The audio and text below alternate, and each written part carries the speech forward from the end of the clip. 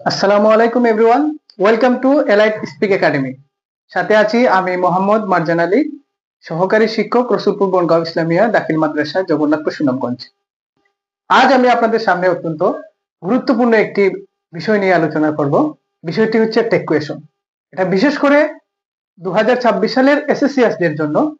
তাই take question আমাদের ভালোভাবে জানতে হলে টেক কোয়েশনের নেগেটিভ ফর্মগুলো আমাদের ভালোভাবে আয়ত্ত করতে হবে। আমি এই জায়গাতে তোমাদের জন্য অত্যন্ত সুন্দরভাবে শর্ট ফর্ম গুলো সাজিয়ে রেখেছি, তোমরা এগুলা খাতাতে নোট করে রাখো। এম নট যদি নেগেটিভ ফর্ম হয়, এম নট হলে aren't, is not, isn't, do not, don't, does not, doesn't, did not, didn't, can not, can't, could not, couldn't, will not, won't, shall not, shan't, would not, wouldn't, ought not, oughtn't। তাহলে এখন আমরা এই short form গুলো কিভাবে আমরা take কোয়েশনে ব্যবহার করব, এটাই আমি তোমাদের খুবই সহজভাবে বুঝিয়ে দেব। আমার সাথেই থাকো। আমরা জানি ইংরেজিতে আমাদের সাবজেক্ট 8টি, যথা I, we, you, he, she, it, they. এই শর্ট ফর্ম গুলা আমাদের সাবজেক্ট অনুসারে আমাদের টেক গুলাকে সম্পূর্ণ করতে হবে। আমি এখন তোমাদের সামনে টেক কোয়েশনের মূল স্ট্রাকচারটি তুলে ধরবো, যে স্ট্রাকচারের সাহায্যে তোমরা খুব সহজেই টেক কোয়েশন গুলা সমাধান করতে পারবে। তো যদি অ্যাসার্টিভ সেন্টেন্সটি পজিটিভ হয়,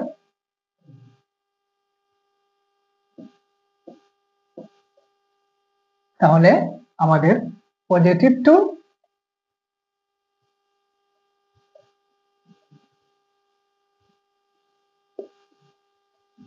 নেগেটিভ, এবং যদি অ্যাসার্টিভ সেন্টেন্সটি নেগেটিভ হয় তাহলে আমরা তার উল্টোটা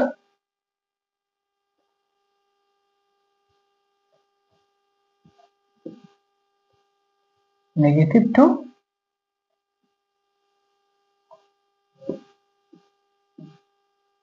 পজিটিভ। এই দুটি স্ট্রাকচার অনুসরণ করে আমরা খুব সহজেই টেক কোয়েশনটাকে সমাধান করতে পারবো। আমি তোমাদের সহজের জন্য আমি কিছু সেন্টেন্সের জায়গাতে তুলে ধরেছি, আমরা এখন এগুলা সমাধান করব। হি ইজ এ ডক্টর, তাহলে এটা একটি positive sentence. He is a doctor, এটা যদি আমরা নেগেটিভ টেপ তৈরি করি তাহলে আমাদের এই ইজটাকে নেগেটিভ ফর্মে রূপান্তর করতে হবে। আমরা জানি যদি ইজ নেগেটিভ করতে হয় তাহলে ইজ এর পরে আমাদের নট যুক্ত করতে হবে। তাহলে ইজ শর্ট ফর্ম ব্যবহার করব আমরা ইজেন্ট।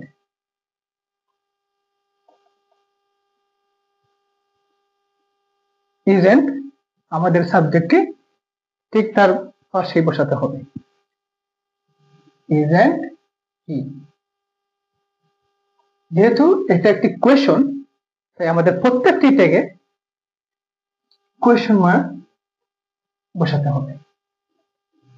তাহলে আমরা দ্বিতীয় সেন্টেন্সটি দেখতে পাচ্ছি, উই, সাবজেক্টটা হচ্ছে we will help the poor. তাহলে আমাদের অক্সিলারি ভার্ব হচ্ছে উইল।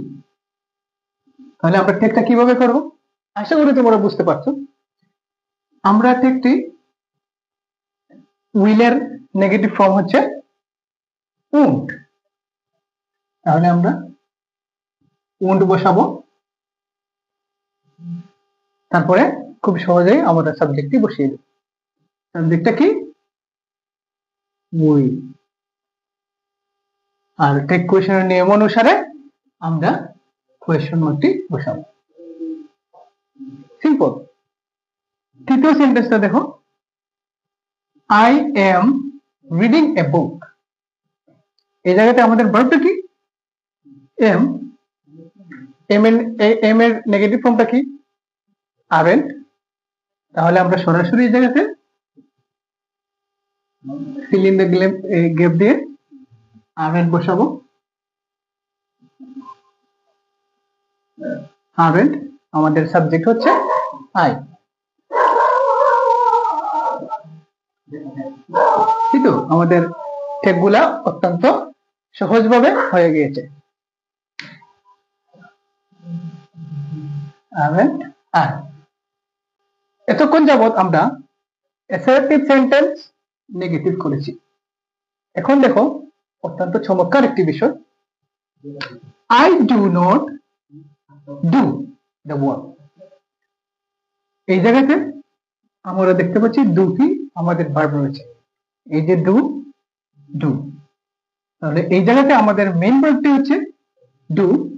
যেহেতু আমরা টেক কোয়েশন গুলা অক্সিলারি ভার্বের সাহায্যে সমাধান করব, তাহলে আমাদের অক্সিলারি ভার্বটা হচ্ছে ডু নট। এটা একটি নেগেটিভ সেন্টেন্স। তাহলে আমাদের রুলস অনুযায়ী কি, যদি কোনো সেন্টেন্স নেগেটিভ হয় তাহলে আমরা উত্তর দিব পজিটিভ। যদি পজিটিভ হয় তাহলে আমরা উত্তরগুলো করেছি নেগেটিভ। এখন আমরা সূত্র অনুসারে এই নেগেটিভ সেন্টেন্সটাকে পজিটিভ টেগে রূপান্তর করে দেখাবো। তাহলে আমরা জানি আই ডু, অক্সিলারি ভার্ব হচ্ছে ডু নট, মেইন ভার্বটা হচ্ছে ডু। তাহলে আমাদের এই অক্সিলারি ভার্বটাকে, ডু নটটাকে পজিটিভে রূপান্তর করতে হবে, টেগ তৈরি করতে হবে। খুবই সহজ। তাহলে এই নেগেটিভটাকে আমরা পজিটিভ কিভাবে রূপান্তর করব? সিম্পল, এই নোটটা আমরা উঠাই দেব, শুধু বসাবো ডু, সাবজেক্ট কি? আই। তাহলে আই, ডু আই। কত চমৎকার। ওকে, এটাই ছিল টেক কোয়েশনের প্রাথমিক ধারণা। আমি আশা করি শিক্ষার্থীরা অত্যন্ত সহজভাবে তোমরা টেক কোয়েশনটাকে আয়ত্ত করতে পারবে। ইনশাআল্লাহ আগামীতে আমরা টেক কোয়েশন বিষয়ে বিস্তারিত আলোচনা করব। আজ এই পর্যন্তই। সবাই ভালো থাকবেন, সুস্থ থাকবেন এবং এলাইট একাডেমির সাথেই থাকবেন। Thanks for watching and stay with Elite Speak academy.